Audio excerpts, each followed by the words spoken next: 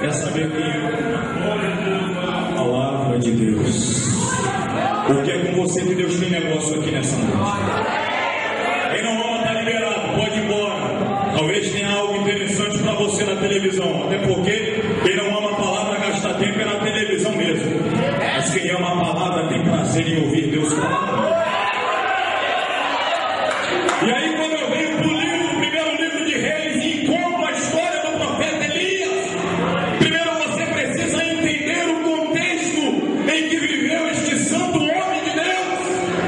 O contexto moral, o contexto espiritual, o contexto político, enfim, todo o contexto histórico da onde vivia o profeta Elias era o seguinte: havia um sistema estabelecido, havia um grupo que liderava politicamente e também religiosamente, e este grupo que estava liderando naquela época era encabeçado por um casal cujo nome do marido era Acabe e o nome da esposa era Jezabel. O interesse daquele grupo que estava liderando todo o contexto político, religioso e espiritual da época do profeta Elias era o seguinte: eles queriam estabelecer e instituir o baalismo ou o culto a Baal. E para isso o que eles queriam fazer? Eles queriam extinguir, exterminar, acabar de uma vez por todas com o culto ao verdadeiro Deus Jeová. Eles não queriam saber de mais ninguém com compromisso com Deus. Eles não queriam saber de mais ninguém que tivesse compromisso, propósito em adorar a Jeová. Mas eles queriam tirar a adoração ao verdadeiro Deus de cena e instituir o baalismo, os cultos profanos a Baal.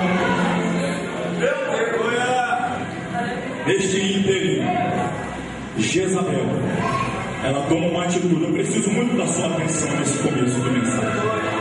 O capítulo 18, versículo 4 vai narrar qual foi a atitude de Jezabel para fazer parar o culto e a adoração ao verdadeiro Deus e ganhar força e expandir o culto a Baal. A atitude dela foi a seguinte: ela mandou matar todos os profetas do verdadeiro Deus. Ela mandou matar, calar, acabar com todos aqueles que tinham compromisso e profetizavam em nome do Senhor. Preste atenção: quando você quer, quando se deseja acabar com o povo de Deus, quem conhece bem hoje está tomado pelo espírito maligno, satânico, como era o caso de Jezabel, aquela mulher endemoniada. Ela sabia bem que para fazer parar o culto ao verdadeiro Deus era necessário calar a voz de Deus. Deus não poderia falar no meio do povo. E como é que Deus falava no meio do povo? Deus falava através dos profetas. Então Jezabel falou: se eu calo os profetas, se eu não deixo ninguém profetizar, o povo se corrompe. Porque Salomão já bem disse: aonde não há profecia, o povo se corrompe. Então se nós calarmos os profetas, o povo vai se corromper, e aí é fácil jogar eles para adorar Baal. Eu preciso de abrir o parênteses. Está melhor que isso aí? Glória a Deus. Não desliga não, crente. Glória a Deus, glória. Calar os profetas. Para você entrar na mensagem e não ficar voando aí, deixa eu logo contextualizar. Não está diferente os nossos dias dos dias de Acabe e Jezabel. Existe um sistema político, mas também existe um sistema religioso que está interessado em acabar com o culto e a adoração ao verdadeiro Deus. Existem líderes pelo Brasil afora que se dizem homens de Deus, mas já perderam o compromisso com o verdadeiro Deus há muito tempo. O compromisso dele é com ele mesmo, o compromisso dele é com o bolso dele, é com a conta bancária dele, é com a vida de fachada dele. Mas ele tem uma ameaça. E qual é esta ameaça? São os profetas. Se eles calam os profetas, aí eles fazem o que eles querem. E é por isso que eu vim aqui lhe dizer que enquanto houver profeta de Deus na terra, o homem não vai fazer o que quer. Deus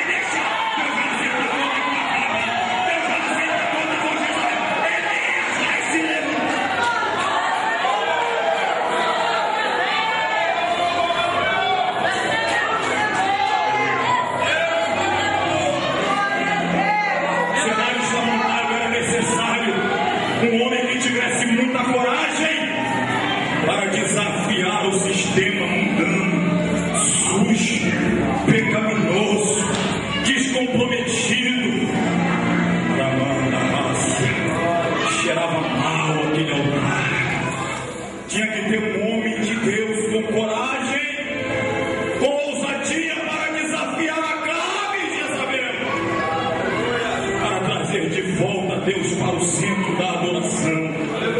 Ou como Deus tem necessidade de Elias para trazer de volta ele para o centro da igreja, porque hoje se faz tudo para